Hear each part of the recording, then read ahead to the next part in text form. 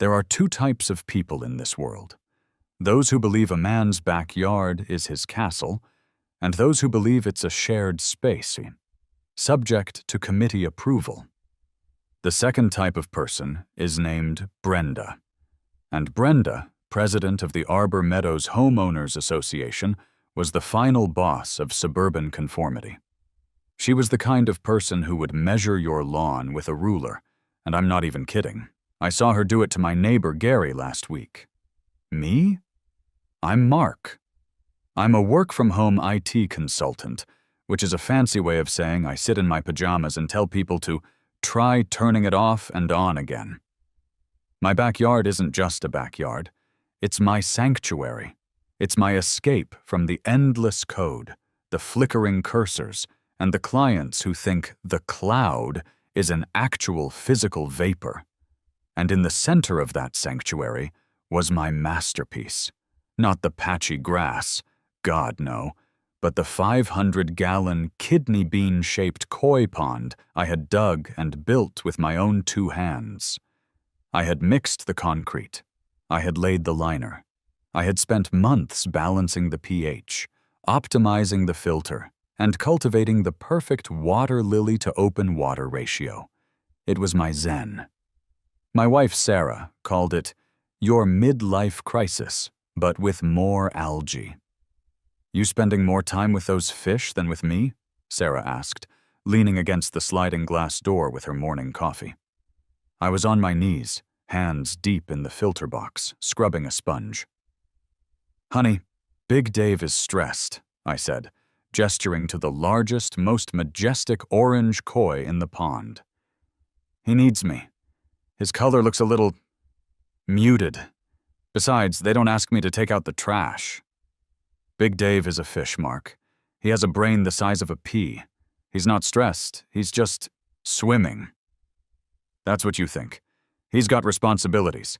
He has to keep Agent Orange and the Glimmer Twins in line. It's a whole ecosystem. Uh-huh. Well, this ecosystem runs on caffeine. Want another cup? In a minute. A shout came from the fence to my left. Hey, Mark! She's on the prowl! I froze, my hand still gripping the filter sponge. It was Gary. He was perpetually on his back porch, wearing a bathrobe and drinking a beer, regardless of the time of day. He was our neighborhood's early warning system. Who? I hissed, ducking behind my Japanese maple, even though it was about as wide as a broom handle. Who do you think? She's got the clipboard. My blood ran cold. The clipboard. The official, laminated harbinger of doom. Crap. Code red. Is my recycling bin visible from the street?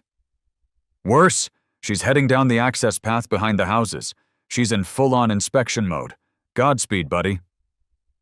I heard the click, click, click of sensible shoes on the gravel path that ran behind our properties. I peeked through the slats in my fence. There she was. Brenda. Khaki pants, a beige polo shirt with the Arbor Meadows logo, and a visor pulled so low it looked like it was trying to escape her face. She stopped right behind my fence line, pulled out a pair of binoculars, and peered over the fence, directly at my pond. Her nose wrinkled, as if she'd just smelled a dead possum. She made a note on her clipboard. A very long, angry-looking note. What's she doing? Sarah whispered, now at my side. She's evaluating, I whispered back. She's evaluating my zen. This is an act of war, Sarah. Oh, stop. She's just a lonely, bored woman. She'll write you a note about, I don't know, unapproved moss, and we'll ignore it. Come on, I'll make you breakfast. I let Sarah pull me inside, but I couldn't shake the feeling. You don't just look at another man's koi pond through binoculars and not mean business. 3 days passed. The dread faded, replaced by the normal routine of work and Big Dave's feeding schedule. I'd convinced myself Sarah was right. It was just a weird, nosy neighbor moment.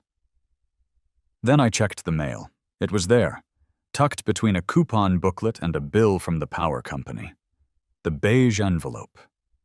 It was the exact same color as Brenda's pants, the color of joylessness, the color of institutional apathy. I opened it, my thumb shaking slightly. My face must have gone as white as a freshly bleached t-shirt, because Sarah looked up from her laptop at the kitchen table. "What's wrong?" she asked. "Did Big Dave finally clog the filter for good?" I couldn't speak. I just handed her the letter. "Dear Mr. Henderson," she read aloud, her voice light at first, then growing sharper with every word. "It has come to the attention of the board that an unapproved backyard feature has been installed on your property. Failure to file architectural change request 37B. All water features, permanent or otherwise, must be pre-approved. You are in violation of Bylaw 1420C, Section 8. She looked up at me, her eyes wide. Violation? What? I took the letter back and read the last, fatal sentence. The feature requires immediate removal within 14 days. Removal! Sarah shrieked, snatching the letter back. They can't be serious. You built that 3 years ago. She was at our barbecue last summer. She saw it. She wasn't president then, I said, my voice hollow. She was just Brenda from accounting. Now she has power and a clipboard. This is insane. And look at this. Failure to comply will result in daily fines of $100, signed Brenda. That witch. She never even saw it up close until the other day, I seethed, pacing the kitchen. She must have used her spinoculars. This is a targeted assassination, Sarah. I grabbed my phone. I'm calling. This is a mistake. This is harassment. I found the number for the HOA management company. I was immediately put on hold, subjected to a tinny, instrumental version of "Don't worry, be happy," which felt like a personal attack. After 5 minutes, a voice picked up. Arbor Meadows Management, this is Cheryl. How can I provide a beige-tastic day for you? I was 90% sure she actually said that. Hi, Cheryl. I just got a violation notice, and it's a huge mistake. My name is Mark Henderson. The violation is for my koi pond, which has been here for 3 years. There was a sound of aggressive typing. Ah, yes, 122 Arbor Lane. Violation 4B. Unapproved water feature. Right. Like I said, it's been here for 3 years. It was here when I painted my shutters forest green, which you did approve. I just assumed it was grandfathered in or, I don't know, not a problem. Sir, Cheryl said, her voice dripping with the boredom of 1,000 such calls. All disputes must be presented in person at the next board meeting. Fine. Great. When is it? Next Tuesday, 7 p.m., Community Center, in the Sycamore Room. You'll need to sign in by 6:45 p.m. if you wish to speak. I'll be there, I said, grinding my teeth. This is ridiculous.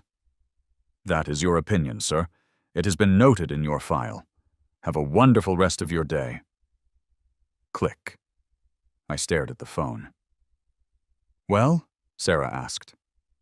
We're going to war, I said, grabbing my car keys. I'm going to Home Depot. Why? I need to buy a binder.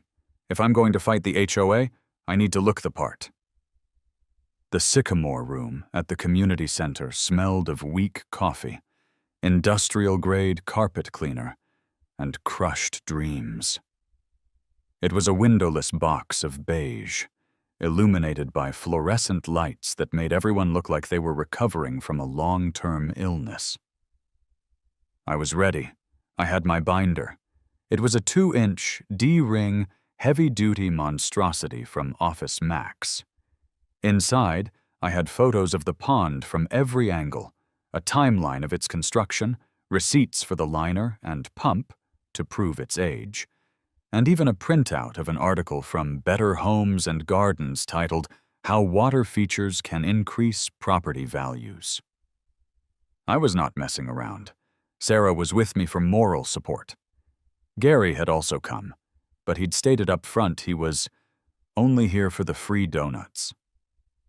We sat in the back row of folding chairs. At the front, at a long folding table, sat the board. 4 of them looked like hostages, just nodding along, desperate to get home to their reruns of NCIS. And then there was Brenda. She sat in the center, a gavel in front of her, looking like a vampire who had just smelled a paper cut. She ruled the room with an iron fist and a voice that could curdle milk. "The meeting of the Arbor Meadows HOA is now in session," she said, banging the gavel. "First order of business, the minutes from the last meeting. All in favor?" A few mumbled, "Ayes." Motion passes. I checked my watch. 7:05 p.m. We were already 45 minutes behind, and we'd only just started. We had to sit through a 30-minute presentation on unapproved mailbox colors. Apparently, Jim Peterson at 414 Evergreen Terrace had painted his mailbox desert sand when the approved color was Sahara beige. The horror. Jim, a man who looked like he'd been through a war, just sat there and took it. "Yes, Brenda. I'll repaint it, Brenda." Then, a heated 10-minute debate on whether seasonal lawn gnomes constituted a permanent fixture, if left out past January 1st. I was vibrating with rage and boredom. My binder felt heavy on my lap. Finally, after an hour, Brenda looked at her agenda. "New business, clicker violation 4B, 122 Arbor Lane. Mr. Mark Henderson." "That's me," I said, standing up, binder in hand. "Mr. Henderson, the board has received your dispute. You are here to appeal the violation notice regarding your unapproved pond." She said the word pond like it was a new strain of bacteria. I walked to the front, feeling like I was defending my PhD thesis. I opened my binder. "Brenda, board members, thank you. My name is Mark Henderson. Yes, I have a koi pond, but to call it an unapproved feature is a little misleading, seeing as it's been a peaceful, quiet, and beautiful part of my property for over 3 years. I passed out the photos. The board members, except Brenda, actually looked impressed.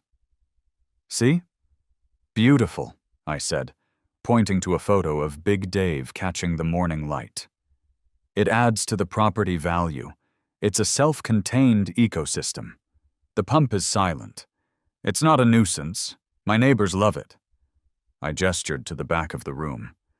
Gary, his mouth full of a Boston cream, gave a vigorous, crumb-covered thumbs up. "It's awesome," he mumbled. I pressed on. "I was never notified of any issue. I've been a homeowner here for 7 years. I've always followed the rules. I painted my shutters an approved color. I hide my trash cans. This just seems like a misunderstanding." I smiled, trying to be the reasonable neighbor. I closed my binder. "So, I'm just asking that the board grandfather the pond in, and we can all move on." There was a silence. One of the board members, a woman named Marge, smiled at me. "I think it's just lovely, Mark." Brenda shot Marge a look that could freeze fire. "Thank you for your presentation, Mr. Henderson," Brenda said, her voice a flat, dead thing. "However, the bylaws are clear." She opened her own binder, which was easily twice as thick as mine, and was, I noted with horror, color-coded with tabs. Bylaw 1420, Section 8. All alterations to the exterior landscape, including but not limited to patios, sheds, and water features, require the submission of Form 37B, the Water Feature and Landscape Modification Request, prior to the commencement of work. "But Brenda," I said, That was 3 years ago. I didn't know about Form 37B. No one said anything. Ignorance is not an exemption, she snapped. If we grandfathered you in, Mr. Henderson, what's next? What if Mr. Peterson wants to grandfather in his desert sand mailbox? What if Mrs. Davis wants to grandfather in her New Year's gnome? It's a slippery slope. It's chaos. Brenda, with all due respect, we're talking about a fish pond, not an unlicensed nuclear reactor. The bylaws are the only thing protecting us from that, she said, gesturing vaguely at the world outside the sycamore room. The board has already reviewed the file. Wait, reviewed? You were just hearing my appeal. We reviewed the violation, she said. Your appeal has been heard. Now we vote. All in favor of upholding the violation and fine schedule for 122 Arbor Lane? Brenda's hand shot up. 2 of the hostage board members, eyes fixed on the table, slowly raised their hands. Marge kept her hands clasped. Gary booed from the back. Motion passes 3-1, Brenda said with a sickeningly triumphant smile. Mr. Henderson, you have 10 days left on your 14-day notice. That's until next Friday. The violation must be remedied. Remedied? What does that mean? It means, Brenda said, enjoying this far too much, that the water feature must be removed, drained, and filled. Filled? I sputtered. Filled with what? My hopes and dreams? The souls of the damned? Brenda didn't miss a beat. Soil is traditional. The board's decision is final. Next on the agenda, the holiday decoration illumination schedule. I stood there, binder hanging uselessly at my side. I was stunned. Sarah had to come up and gently pull me by the elbow. Come on, Mark, let's go. We walked out of the sycamore room, the drone of Brenda's voice following us down the hall. We got into the car and sat in the dark, silent parking lot. I slammed my fist onto the dashboard. Ah! I know, Sarah said softly, rubbing my shoulder. She's a monster. She had that speech prepared. She knew she was going to deny me before I even opened my binder. Soil is traditional. What is this, 1850? Are we planting potatoes? So, what do we do? Sarah asked. We could get a lawyer. And spend $10,000 to fight a $100 a day fine? Honey, we can't afford that. That's how they get you. They fine you to death with lawyers. She's got us. She won. So that's it? Sarah's voice was quiet. You're just going to fill it in? I slumped in my seat, the reality crashing down. It wasn't just the pond. It was Big Dave, Agent Orange, the Glimmer Twins. What about the fish? I whispered. What am I supposed to do with the fish? Flush them? Just fill in on top of them? No, Sarah said, horrified. Of course not. We'll call that Aquatic Center in the city, the one with the big shark tank. Maybe they can rehome them. Maybe Big Dave can have a better life. A better life? I said, my voice cracking. His life was perfect. He was the king of his own 500-gallon castle. Now he's being evicted. By Brenda. I started the car, the feeling of defeat as bitter and cold as the air conditioning. It wasn't about the pond anymore. It was about the principle. And the principle, it seemed, was about to be buried under 2 tons of traditional soil. The following Saturday was Operation Koi Venger, as I'd grimly dubbed it. It was, without a doubt, one of the worst days of my life. I had called the Aquatic Center. They agreed to take the fish, saying they had a large Asian-themed decorative pond in their main lobby. I tried to feel good about it. Big Dave was going to the big leagues. But first, we had to catch them. If you've never tried to catch a large, powerful, and now extremely suspicious fish in its home environment. I don't recommend it. It's like trying to grab a wet bar of soap that's actively trying to escape you and also weighs 5 pounds. I was in the pond, wearing my grubbiest jeans, calf-deep in cold water. Sarah was on the edge with a large 10-gallon bucket. Gary, naturally, was supervising from his porch, just drinking a Coors Light. You're hurting them all wrong, man," Gary called out, pointing. "You gotta anticipate their move." "Shut up, Gary," I yelled, as Agent Orange, a sleek white and gold fish, shot between my legs, splashing my face with pond water. "Get over here and help." "Whoa, no way, I'm not getting in there. That water's fishy." "It's a pond, you moron. It's supposed to be fishy." "Mark, honey, language," Sarah said, though she was smiling. "Focus. You've got him cornered." I lunged with the net, a huge splash. I came up, sputtering. The net was empty. Big Dave was now on the other side of the pond, staring at me with what I could only describe as profound, judgmental disappointment. "He's laughing at me, Sarah." "He's not laughing, Mark. He's a fish. He's bubbling. It's a new technique, Operation Clog the Filter. I'm draining it." I went to the filter and flipped the switch from recirculate to drain.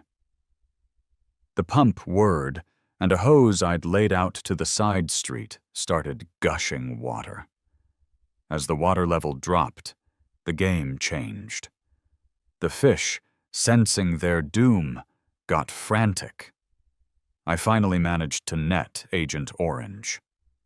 "Gotcha! Okay, Agent Orange is secure." I transferred him to the transport tub, a massive 50-gallon Rubbermaid I'd bought for this express purpose. Next, the Glimmer twins. They were smaller, easier. But Big Dave? Big Dave was smart. The water was down to about 6 inches. He was thrashing, a big, beautiful orange and white beacon of defiance. "I'm sorry, buddy," I said, approaching him slowly with the net. "I'm so sorry." I netted him. He was heavy. He flopped once, wildly, and launched himself out of the net, over the edge of the pond, and onto the grass. "Big Dave is making a break for it," Gary screamed. "Don't just yell, do something!" Sarah shrieked. I scrambled out of the pond, covered in mud and algae, and dove for the fish, tackling him on the lawn like a football. I got my hands around his slippery, muscular body. He was surprisingly strong. "I've got him! I've got him!" I cradled him to my chest, and half ran, half slid to the transport tub, depositing him gently. He immediately swam to the bottom and sulked. I stood there, dripping, breathing heavily. "This is just wrong," I said to Sarah. "They're refugees, pond refugees, all because of Brenda." "I know, honey," she said, putting a hand on my slimy shoulder. "But they're going to a good home, a bigger home, with other fish. It's fine." We loaded the tub into the back of Sarah's SUV. I gave the pond one last sad look. It was just a concrete hole, smeared with mud. "Well," Gary said, cracking another beer. "End of an era, man." "Yeah," I said. "End of an era." The drive to the aquatic center was silent, except for the sloshing. We dropped off the fish. The aquarium tech was thrilled. "Wow, he's a beauty," he said, looking at Big Dave. "He'll be the king of the lobby pond in no time." I didn't say goodbye. It was too hard. That evening, the pond was just a void. A sad, empty, concrete hole in the ground. An ugly gray scar in my beautiful yard. The deadline was Friday. I had 5 days to remedy it. I sat on the edge of the pit, drinking a beer. Sarah came out and sat next to me. "Hey," she said softly. "How you holding up?"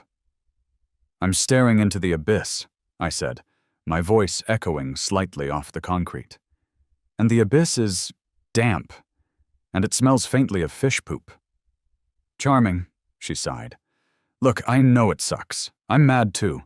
She's a power-tripping nightmare, but maybe it's not the end of the world. We can, I don't know, plant a nice rose bush? Or maybe a lemon tree?" "A rose bush," I said, tasting the words. "Brenda wants me to fill it with soil." "Soil is traditional. Then I plant a rose bush. And she wins." "Mark, it's not about winning or losing." "It is absolutely about winning or losing now, Sarah. She took my fish." I stewed. I drank my beer. I stared into the gray hole. Sarah rubbed my back. "What's that look?" she asked after a long silence. "I know that look. That's your, I just figured out the Wi-Fi password after an hour look." I slowly pulled out my phone. "Sarah, pull up the letter. Read the violation. What bylaw did I violate?" She pulled it up on her phone. "Bylaw 1420C, Section 8. "Right. Now, can you go to the HOA website and find the text of Bylaw 14C? "Mark, what are you doing? This is obsessive." "Humor me." Fine, she typed. "Okay, Section 14, Landscaping and Features, 14.c, Water Features. Okay, it's any installation, basin, or structure designed to contain standing or circulating water in excess of 24 inches in depth. Must be, blah blah blah, pre-approved. It's all about pumps, drainage, safety fences, and liability." I looked at her. A slow Cheshire cat grin was spreading across my face. "Mark, what?" She said, "Remove the water feature. The bylaw she cited, it's all about water." "Yes," Sarah said, drawing the word out. "And she said I have to fill the structure. She said soil is traditional, but she didn't say it was mandatory." "Mark, what are you thinking?" I turned my phone screen to her. I had a Google search open. "I'm Googling," I said, my voice full of a newfound righteous purpose. "Commercial ball pit supplies." Sarah stared at the screen. Her eyes went wide. A single, sharp laugh escaped her. "Oh, no." "Oh, yes," I said, the grin widening. "If it doesn't have water, it's not a water feature. It's not a violation of 14.c. It's just a feature. A feature filled with plastic balls." "Precisely. It's a dry water feature. It's a sensory installation. It's pop art. It's a statement." Sarah looked from my face to the empty pond to the phone. She was quiet for a full 10 seconds. Then a slow, beautiful smile spread across her face. "Mark Henderson, that is the stupidest, most brilliant, most childish. I love it." You do?" "I've never been more attracted to you. How many do we need?" I did a quick calculation. "My pond is 500 gallons. That's about 67 cubic feet. At, let's say, 300 balls per cubic foot, I need about 20,000 balls." Sarah's smile faltered. 20,000? "Go big or go home, baby. Brenda wants this hole filled. We are going to fill it." The first problem with Operation Dry Water Feature was logistical. It turns out that 20,000 commercial-grade ball pit balls are not something you can just pick up at Target. I spent Monday morning on the phone. "Hi, yes, I'm calling from Henderson Sensory Solutions. I need a quote. How much for, let's see, 20,000 balls? Multicolor, crush-proof preferred. This is for a high-traffic installation. There was a long pause on the other end of the line. The guy's name was Chuck at Wholesale Party and Fun, LLC. Is this for a school? Chuck asked, his voice gravelly. Or like one of those burger places? It's a private, residential sensory installation, I said, trying to sound as professional as possible. It's very avant-garde. A sensory installation. Right. You want the 2.5-inch or the 3-inch? Which one gives me more sensory? Look, sir, our 3-inch jumbo balls are, I don't know, jumbo ear. You need about 20,000? That's 40 cases. It's going to be on a pallet. You'll need a freight truck. You got a loading dock? I have a driveway, I said. And a wheelbarrow. Can you get it here by Thursday? It'll cost you extra for Rush residential liftgate service. But, yeah, for that price, I'll drive him there myself. You got a credit card, Mr. Sensory? I gave him the number. Sarah just shook her head, but she was smiling. The rebellion was on. The second problem was us. The freight truck arrived on Thursday morning. The driver, a guy who looked like he'd seen it all, used a pallet jack to drop a single, massive, shrink-wrapped cube of cardboard at the end of my driveway. It was the size of a smart car. Gary, of course, was on his porch. Hey, Mark, you order a new fridge? It's my masterpiece, Gary.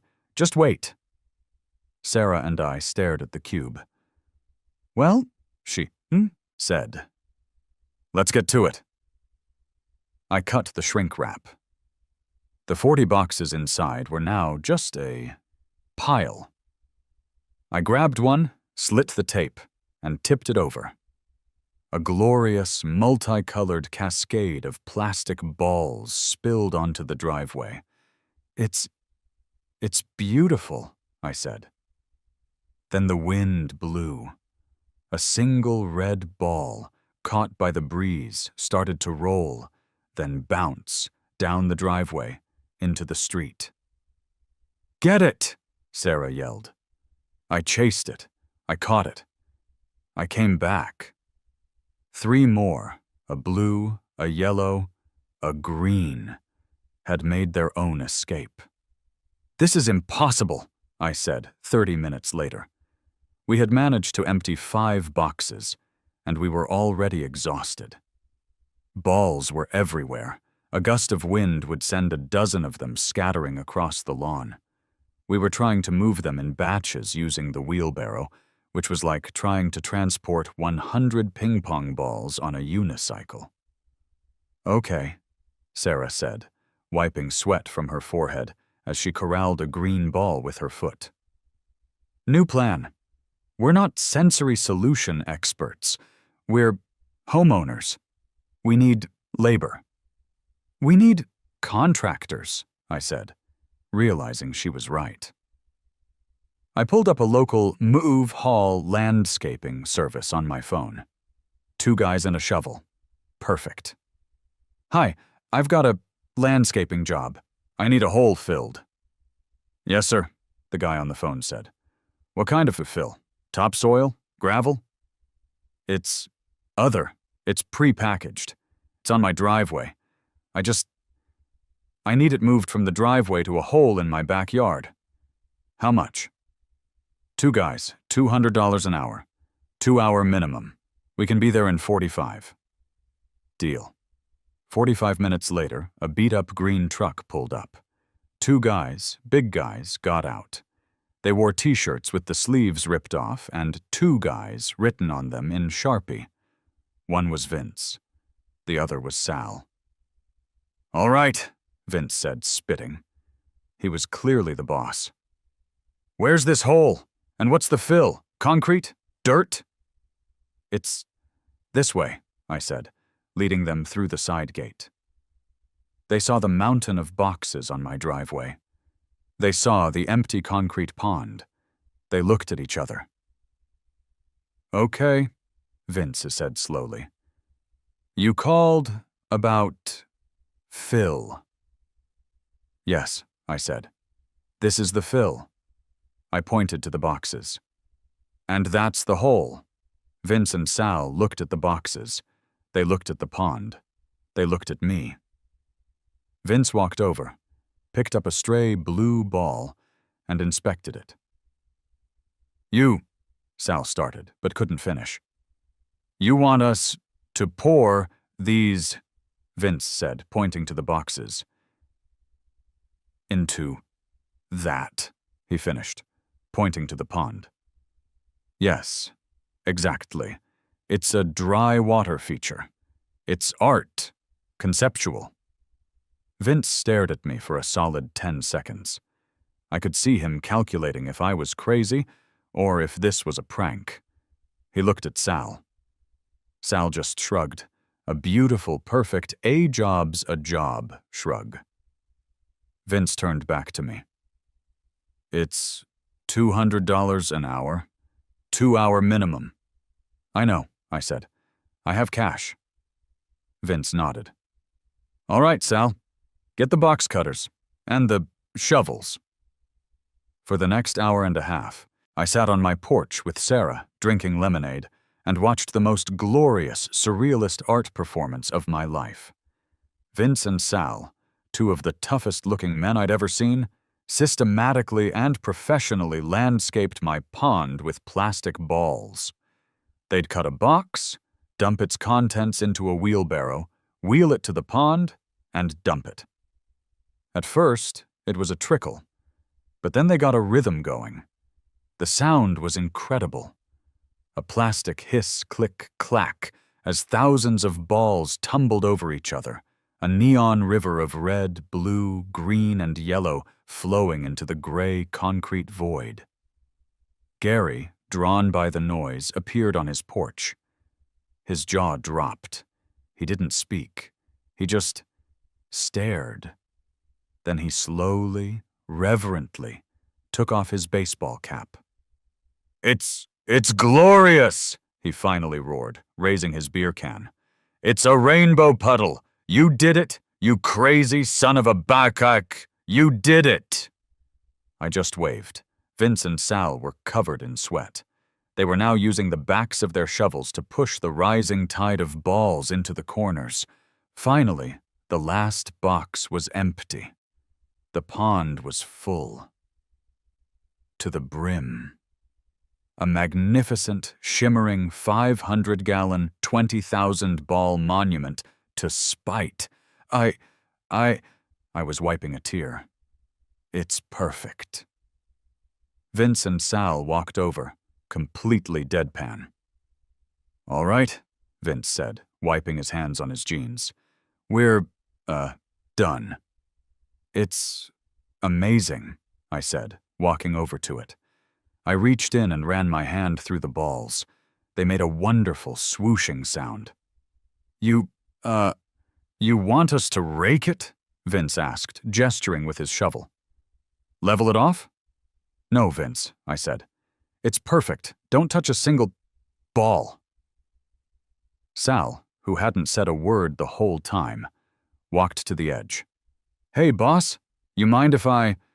Before I could answer, he stepped off the edge and waded into the pond. He was waist-deep in plastic. A huge grin broke out on his face. Heh, Sal said, picking up a yellow ball and tossing it. Neat. Okay, Sal, get out, Vince grunted. We're on the clock. Sal waded out, balls cascading off him. That'll be $300, Vince said. Hour and a half. Best $300 I've ever spent, I said, handing him the cash. You guys are artists. Vince just shook his head. I've filled holes with dirt, concrete, and one time a dead horse. But this is a new one. Good luck, man. They got in their truck and drove off. I stood there, with Sarah. We just looked at it. It's so much more than I imagined, Sarah said. Isn't it? We had 1 day to spare. The deadline was tomorrow, Friday. I grabbed a lawn chair, a beer, and sat on my patio. "What are you doing now?" Sarah asked. "I'm waiting," I said, taking a sip. "I'm waiting for the dawn patrol." I sat on my porch with a fresh coffee, waiting. Friday morning, 8:00 a.m., prime patrol time. I gave it 20 minutes. It only took 10. Like clockwork, I saw her. The beige polo, the visor, the clipboard of justice. Brenda. She was on her morning walk, scanning the neighborhood for infractions. She walked past my house. She glanced. She did a full, cartoonish, head-snapping double-take. She stopped. Dead. Her mouth opened. It closed. It opened again. Her clipboard slipped from her fingers and clattered onto the sidewalk. She didn't even notice. I gave her a friendly wave. "Morning, Brenda," I called out, my voice cheerful. "Beautiful day, isn't it? Great day for a remedy." She could only sputter. What is that?" I stood up and walked to the edge of my lawn, coffee cup in hand. "Oh, that? It's my new dry water feature. Isn't it lovely? I took your advice." "My advice?" she hissed, her face, which was usually beige, starting to turn a fascinating shade of mottled purple. "Yes, I was so worried about the neighborhood kids. You know, the danger of an open pond, the liability as per 14.c. This is so much safer. It's bright, it's cheerful, and it's fully compliant." Compliant?" she stammered, finally finding her voice. That is an abomination."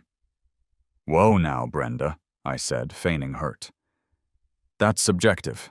I think it's very pop art, very Warhol meets suburbia. And most importantly," I held up a finger, "there's no water, no pump, no filter, no violation of bylaw 14.c whatsoever. I removed the water feature, and I filled the structure, just like you asked." You... She was vibrating. I was genuinely worried she might have an aneurysm. "You are mocking me. You are mocking the board. You are mocking the bylaws." "Brenda, I would never mock the bylaws. I read the bylaws. I revere the bylaws. And the bylaws are silent on the issue of filling material. Soil is traditional, you said. You didn't say mandatory. This is my landscaping choice. It's plastic-scape. It's the new thing." She pointed a trembling finger at me. You will be hearing from I'm calling the police." I almost dropped my coffee. "The police? What for? Excessive primary colors?" "It's a public nuisance," she shrieked, whipping out her phone. It's tacky." "You do that, Brenda. You call them. Tell them I have an unauthorized art situation in my backyard. I'm sure they'll send the SWAT team right over." I went back to my chair, sat down, and took a long, slow sip of my coffee as Brenda screamed into her phone. "Yes, 122 Arbor Lane. He filled his yard with, I don't know, plastics. It's a hazard. Send someone immediately." 30 minutes later, a patrol car rolled up. Not one, but 2 officers. Officer Miller and Officer Chen. Miller looked like he was 2 years out of the academy, all spit shine and eagerness. Chen looked like she had been on the force for 30 years and had seen every stupid thing humanity had to offer. Brenda, who had been pacing on the sidewalk, practically leaped at them. "Officers, thank God! This man," she pointed at me, "this man, look at it. Just look, I don't even know. It's attracting colors. It's a pit, an illegal pit." Officer Miller looked at Brenda, then at me. I was just sitting there, drinking coffee. "Sir, we got a call about a disturbance? Ma'am said something about an illegal pit?" "No disturbance here, officer," I said, standing up. "Just enjoying my new landscaping. Would you like to see?" "Please," Miller said, all business. I led them through the side gate. Brenda followed, muttering, "You'll see. It's a menace. A clear violation." They stepped into the backyard. And they saw it. Officer Miller stopped. He just stopped. He looked at the ball pit. He looked at Officer Chen. He looked back at the ball pit. Officer Chen's mouth twitched. Just once. She brought her hand up and covered it with a cough that sounded suspiciously like a laugh, and... "Sir," Miller said, clearing his throat, desperately trying to be professional. "What exactly is this?" "It's my dry water feature, officer. You like it? It's new." "It's colorful," Miller offered. Chen, the veteran, stepped forward, notepad in hand, her face a perfect mask of neutrality. "So, sir, let me get this straight.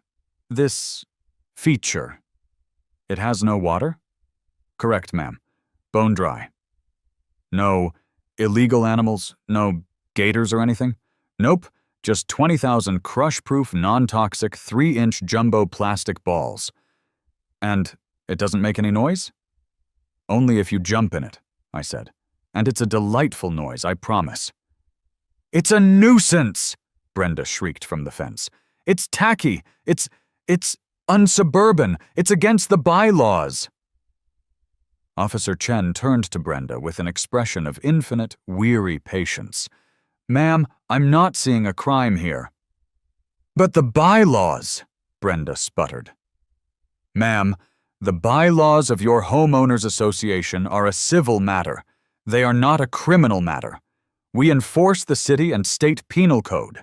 We do not enforce your association's rules about color." But, as far as I can see," Chen continued, "this man has a thing in his yard. It's not a public health hazard. It's not a noise violation. It's not anything, really. It's just there." "Is it art, sir?" Miller asked, genuinely curious. "It's malicious compliance, officer," I said with a smile. "The HOA told me to remove my koi pond. I complied. They told me to fill the structure. I complied. This is just a creative landscaping choice." Chen snapped her notebook shut. The twitch was back. "All right, ma'am. We're done here. There is no police matter." "This is an outrage," Brenda fumed. "Sir," Chen said, nodding to me, "have a nice day." She paused, looking at the pit one more time. "And try to keep the balls in your yard." "Yes, ma'am. Will do." I watched them walk away. As they were about to round the corner, I saw Officer Miller turn to Officer Chen. His shoulders were shaking. He was laughing. He was definitely laughing. I'd call that a win. Brenda just stood on the sidewalk, her face a mask of pure, unadulterated fury. She looked at me. She looked at the pond. "This," she said, her voice a low, dangerous hiss, "is not over." She stomped off, her sensible shoes hitting the pavement with angry, defeated thwacks. I went back to my chair. The coffee was cold, but my heart was warm. The police incident was just the beginning. Brenda, having lost the battle of public nuisance, pivoted to a full-on war of bureaucratic attrition. The letters started again, but now they were creative. The first beige envelope arrived Monday. "Dear Mr. Henderson, you are in violation of Bylaw 21A, Aesthetic nuisance. The installation is not in keeping with the natural and harmonious character of Arbor Meadows. Fine. $50 per day. The next day, another one. Violation. Bylaw 18.f. Unnatural landscaping. All landscaping materials must consist of living organic matter or approved hardscape, stone, some brick, etc. Plastic is not an approved hardscape. Fine. $50 per day. Brenda was just making things up now. Aesthetic nuisance? Unnatural landscaping? What was I supposed to use? Natural plastic? I, in turn, wrote her back. Dear Brenda, I dispute these violations. My feature is harmonious. It contains all the colors of a natural rainbow. Furthermore, plastic is a hardscape. It's just a very, very light one. See you at the next meeting. Cordially, Mark. The neighborhood, meanwhile, was divided.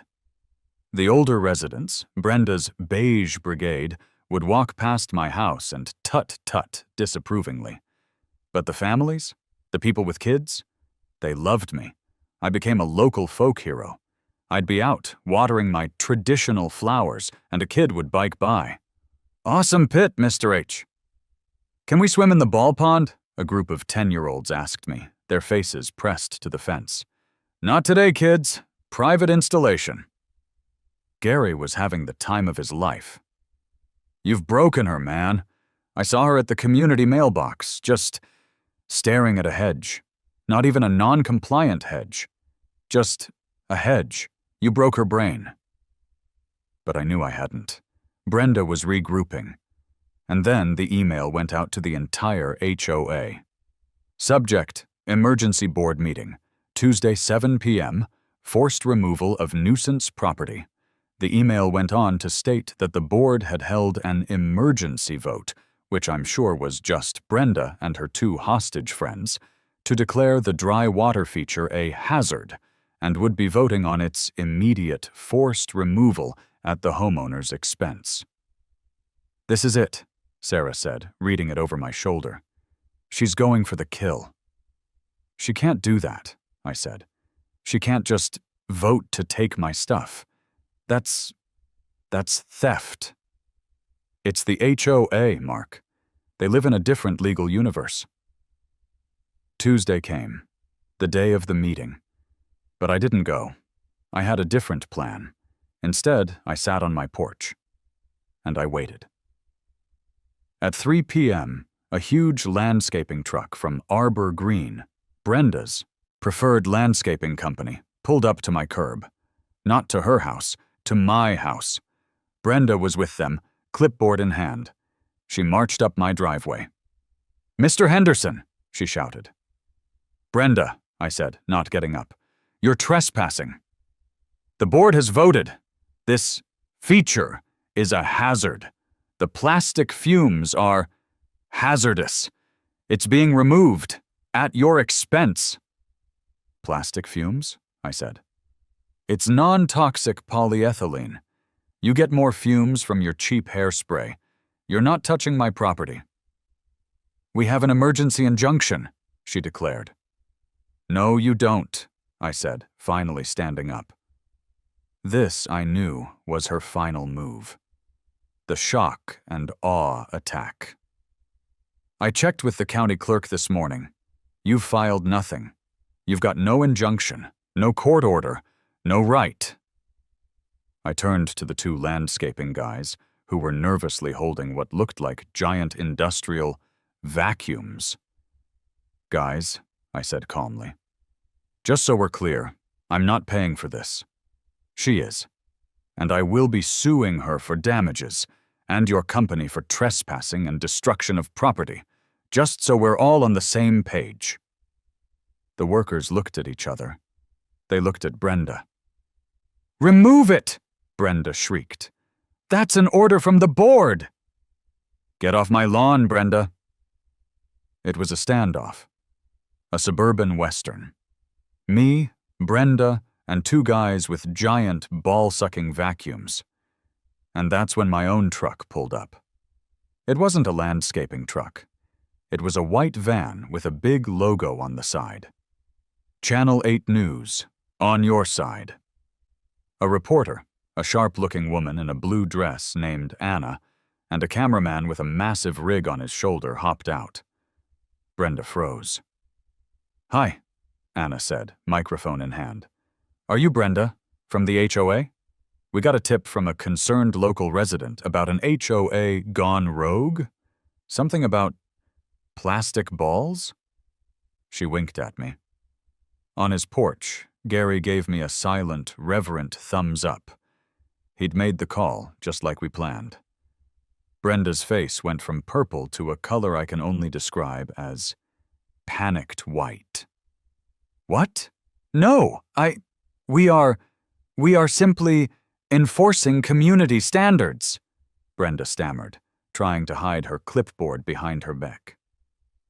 The camera swung to me. "And you, sir? You must be Mark Henderson," Anna said, turning the mic my way. "You're the owner of the dry water feature?" "I am," I said, trying to look as reasonable homeowner as possible. "I'm just a guy who loved his koi pond, and when the HOA forced me to remove it, I complied. They told me to fill the hole, so I did. I decided to fill the hole in my yard with the next best thing: 20,000 plastic balls of joy." The camera panned lovingly over the glorious, shimmering, multicolored pit. "So, ma'am," Anna said, turning back to Brenda, the camera zooming in on her horrified face. "Just to be clear, you told this man to fill a pond, and now you're mad about how he filled it? And you've hired this crew," she gestured to the guys with the vacuums, "to forcibly remove his private property?" Brenda was trapped. The camera light was on. Her power was useless against publicity. It's tacky," she finally shrieked, her last desperate defense. "It's against the spirit of the rules." "So, you are trying to remove it?" Anna pressed. Brenda, completely unhinged, realizing she was being broadcast, did the one thing she should not have done. She lunged for the camera. "Turn that off! You can't! This is a private matter!" The cameraman, a pro, just sidestepped her. She stumbled, her visor askew, looking like a wild animal. The landscaping guys had seen enough. This was not in their pay grade. They started packing up their hoses. We're gonna go, Brenda," their foreman said, already halfway back to the truck. "You call us when you get, court order or something." They bailed. They peeled out. Brenda was left on my driveway, alone, with a news camera in her face, her reputation in tatters. The story ran on the 6 p.m. news and the 10 p.m. news. The title: Homeowner Battles Beige Brigade HOA with 20,000 balls. They had footage of the beautiful pit. They had me, the calm, reasonable homeowner. They had Gary, who gave a tearful interview about how Mark's a visionary and Brenda hates joy. And they had Brenda lunging at the camera, shrieking, "It's tacky!" It was a massacre. My phone blew up. The story went viral. It was on one of those national morning shows.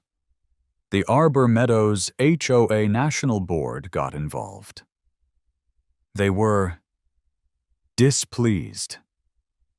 Brenda was encouraged to step down as president, effective immediately. The fines were dropped. All of them. The dry water feature was, for all intents and purposes, now a fully approved, grandfathered-in landscape installation. The final scene. It's a week later, a beautiful Saturday. I'm on my patio with Sarah. We're sitting on the edge of the pit, our feet dipped into the balls, drinking beer.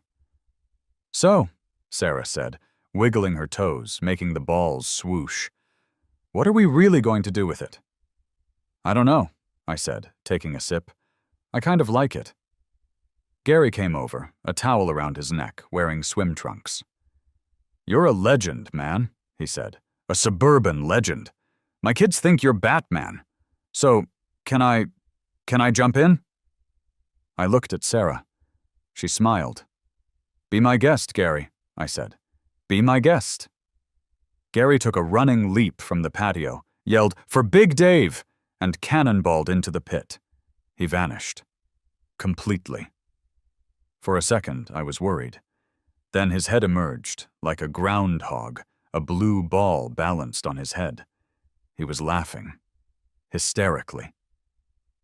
I took a sip of my beer and looked at my new sanctuary. Brenda wanted my pond. She wanted soil. She wanted conformity. Instead, she got a neighborhood hero, a viral news story, and a permanent, glorious, neon-colored monument to a very simple idea. Don't mess with a man's fish. And especially, don't mess with his balls.